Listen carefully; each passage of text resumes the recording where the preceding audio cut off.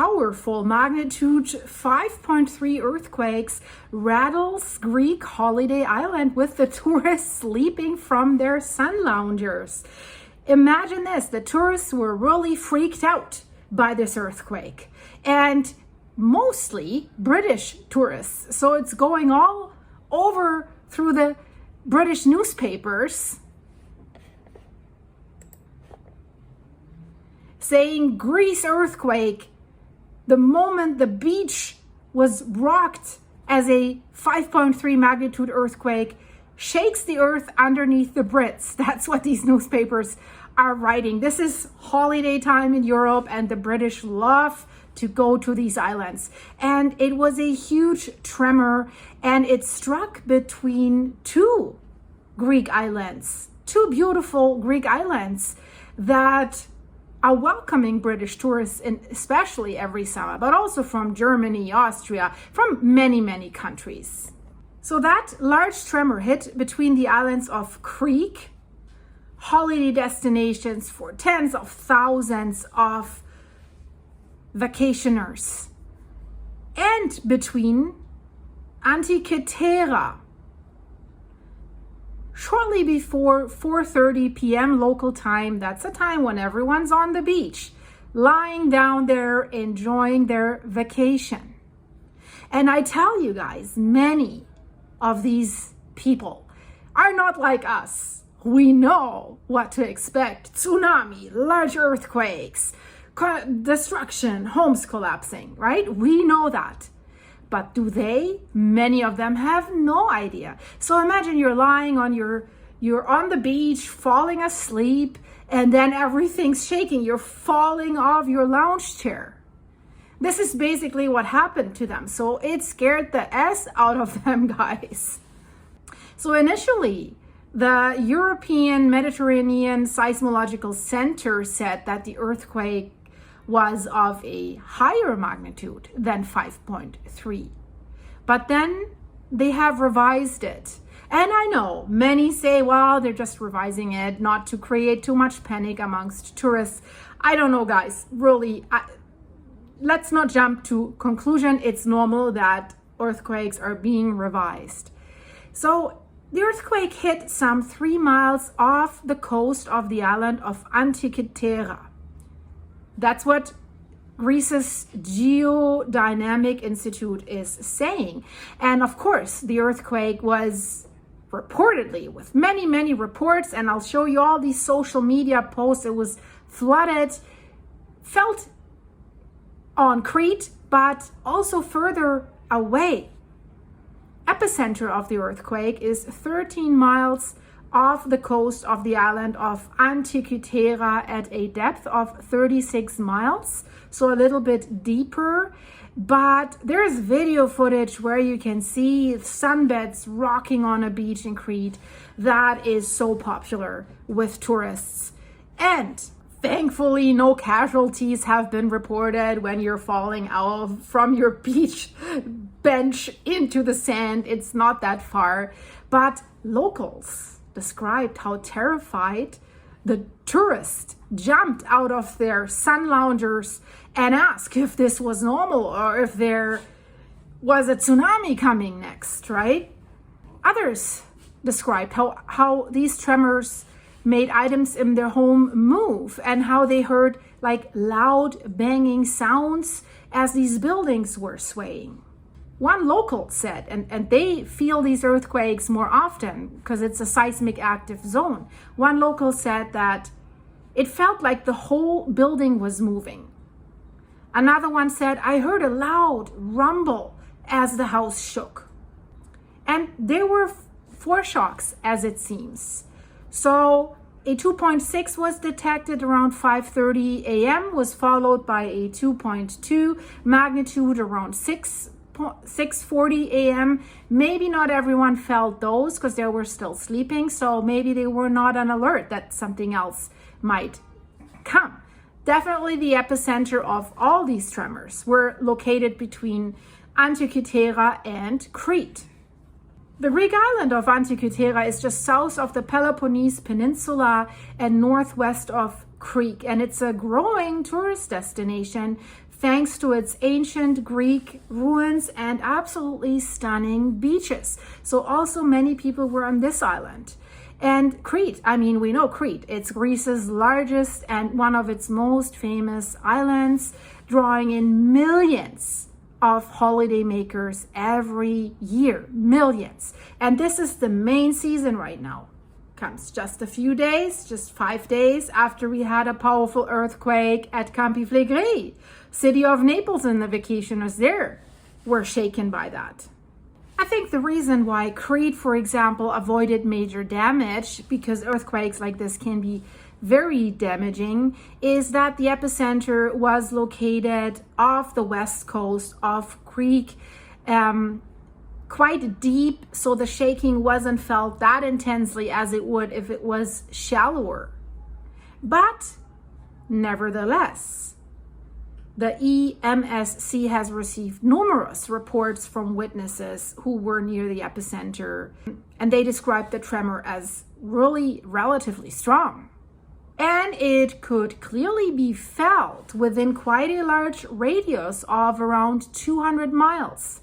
So people that were 200 miles away could still feel it. Of course, at these greater distances, the earthquake was felt only as a slight tremor. So reports have been received not only from Crete, but also from the other Aegean islands, but also from Athens, and even further away than Athens. So even on the mainland. So while most, but not all, local residents have reacted calmly, the situation, as I mentioned, was really different for some people that were just on vacation on the island. They were really shocked. This is what they report. Body and soul, we were shocked. So we have to see how this unfolds. In the last weeks, we've seen stronger earthquakes around Crete that have been rattling, and there's always a danger for something bigger. And you know, everyone still has Santorini in mind, that earthquake swarm resulting from a magma intrusion. Crete lies on the so-called Hellenic Arc, but on the non-magmatic part of the Hellenic Arc.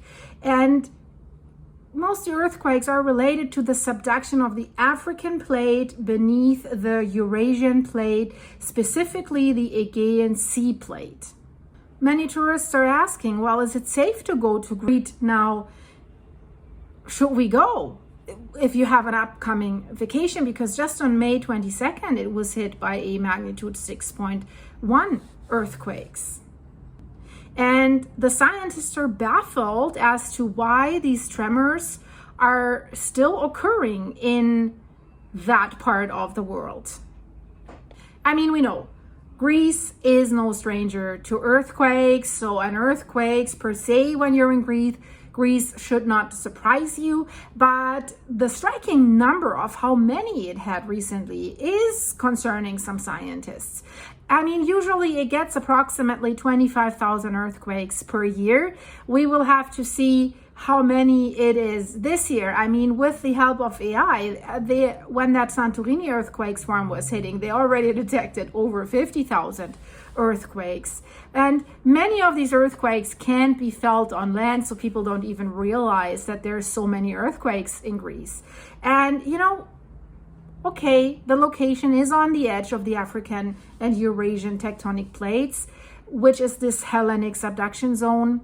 And the African plate is consistently moving north beneath the Eurasian plate and is triggering these earthquakes.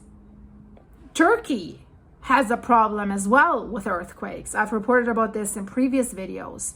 So we will have to wait and see, guys, if we see a bigger one, because we could, and that could trigger a tsunami. Since 1900, Crete had 290 quakes of magnitudes above 5 up to a 7.8. That is huge.